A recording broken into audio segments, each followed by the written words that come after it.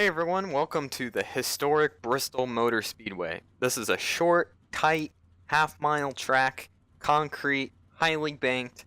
It's so much fun if you know what you're doing, and it can be so frustrating if you don't. So let's get right down to it. Let's talk about some of the things that make this place a little bit more enjoyable. Uh, Obviously, shift into first gear. Pit road speed is 35 miles per hour, so very slow pit road speed.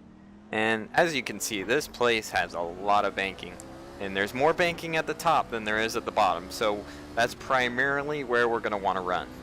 And if we do have to make a pass down low, we're going to want to pinch that car up next to that outside wall. So here we go into turn 1, and there's a little bump through 1 and 2 there.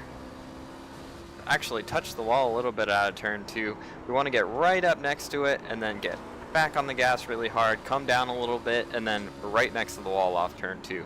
That was a 43, a first lap. That's not too good, but this is a 75 lap run, so the laps go by so fast here. And let's see if we can pick up on our second lap. 44. So this setup is definitely capable of getting down into 3s and possibly 2s, but let's continue on with this run and see how it goes. Oh, I just hit a 41 there on lap 3. So really, the laps go by so quick here, and still actually picking up time, which you can definitely take note of for qualifying here. Run both laps. Coming to take lap 20, we're already completing 20 laps here, and everything goes by really fast here. The accidents unfold quickly. Everything, the laps, they just tick off, and sometimes you can even lose track of what turn you're in here. And that's something that we really want to avoid, especially because of this shadow right here through 1 and 2. Normally there is a shadow at this track just because the grandstands are so big. So we want to take note of where that shadow is, and in that turn we can be a little bit more aggressive with the throttle. And I definitely feel it right there. There's a little bit more security when I get back to the throttle, as opposed to right here where I get onto it and it kind of feels like it might start stepping out just a little bit. So take note of where that shadow is and how you can best utilize it. Lap 30. And one thing you might want to consider here, if you do have a friend in the iRacing community that will spot for you here, it's really nice to have a spotter here, because if something happens off these turns, you really can't even see that it's happened until you're almost in it. So just caught the wall there a little bit through 1 and 2, but definitely if anything happens here, it just happens so fast, and it's hard to know that anything has happened unless you see that caution come out. So potentially you could find yourself in a mess. I mean, just for example, as I go through 3 and 4 here, just take note. Look, I can't even see the exit. Where are the cars? I mean, if anything happens off the turn, you're really not going to know about it until you see it at the last second, and you have very little time to react. So if you can, find somebody that'll spot for you, help through the traffic, help you keep you calm, a calming voice that'll guide you through a day here at Bristol is always a great thing to have. As we come to take lap 40, you might be thinking to yourself, wow, he's running really high, and yes, I really am. The bottom here, although it might look tempting, riding right next to that bottom lane, that is dangerous. You'll definitely feel the truck loosen up, and there's really not a lot of speed down there, and it's difficult to get off the turn with any sort of speed whatsoever off the bottom.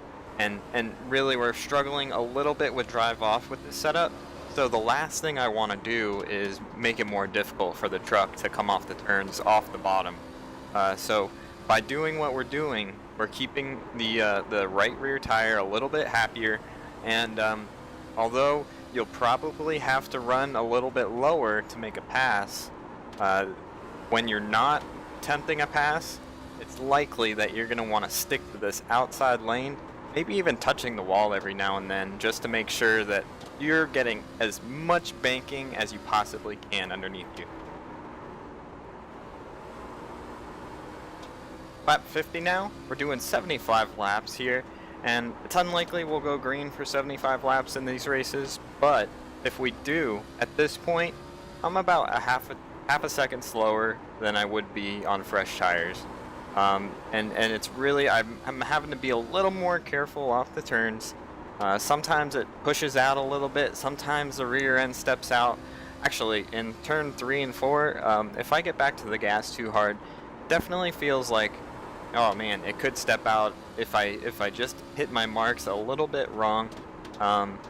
1 and 2, it's a little more stable because of that shadow, but at the same time, you know, I might push it a little too hard and burn off that right front tire a little too much. So different things going on in each turn, and we need to make sure we keep track of what turn we're in. 3 laps to go in this run, and the truck has definitely felt a little bit more stable the last few laps, and that's because I've burned off enough fuel to where the balance of the truck is much more suitable. And I'm a little tight through the center, but the exit feels much better than it did at the start of the run. We're taking lap 74 here, and there's a chance that you might be able to make some passes on the outside. If people are a little bit edgy about running the high side and worried about hitting the wall like I did just there, you might be able to get around the outside, but for the most part, make sure you practice just running a lane lower than I am right now, because that's where you're going to have to make all your passes. Try to pressure the person into possibly just letting you go. That's a great way to pass here. So that's completing our run, and my last lap was a 16.09, and really not much fall off. Obviously Bristol, it's its own thing. That's its own universe, really. You have to prepare for every turn, just like you would any other track, but it comes up so fast that sometimes people are unprepared, and you know, they slap the wall, or you can do something to pressure them into a mistake. So it's really hard to pass. Make sure you can you practice racing around other trucks, because just running here around by yourself is one thing. Racing here and racing other trucks is a totally different thing. So hope you guys have a great week of racing. It's going to be a lot of fun, and I'm looking forward to running a few of these.